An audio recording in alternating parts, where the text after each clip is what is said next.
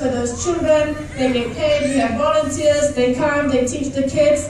Most recently, we had some different American volunteers, including, a couple from Harvard University, actually, that were in Turkey. They came and they spent 2-3 weeks teaching English to those children. And it was a mixed group of children.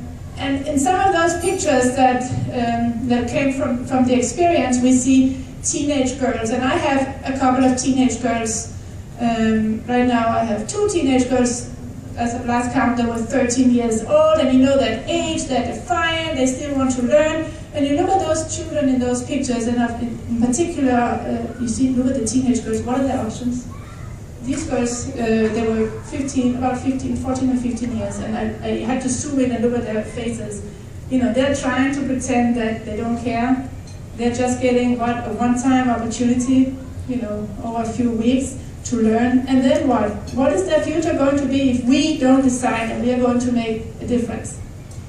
So what had happened after we were doing this outreach and empowerment center for a year and a half, obviously at some point I felt there was such a strong need. We could no longer say, it's too complicated with the school, because it's quite complicated with the school, obviously. It's way outside the scope of homeschooling 8 kids at home. Or running an organization, a school, it needs a whole different level of love. But you know what? At some point, you just reach a point where there is no point of return.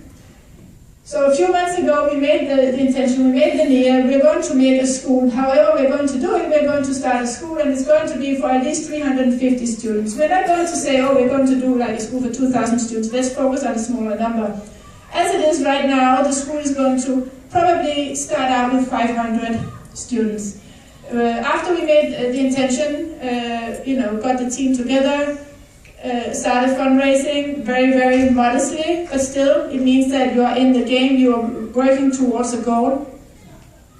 About 2 months later, we're talking about 3-4 months ago, so about 6 weeks ago, suddenly we found this perfect building. This is the building that you can see. So finding a building in an area that's close to where we have our outreach and empowerment center, which is close to where you have a huge cluster of families, obviously it's very special. It's very special. You really feel like there's a lot of blessings in what you are doing, that this building, it just basically popped up. It was being renovated, so we changed the direction of the renovation, so even though the rooms are small, at least now, they're not apartments now, they're schoolrooms, and the building is a school building. Right next to the wonderful school building, we have a mosque across the street, we have a playground. There is actually also a little bit of a green area around the building. It's in a somewhat quiet street in an area where there are also many Syrian refugees, families, women families, or families, where family members take care of children that have been orphaned.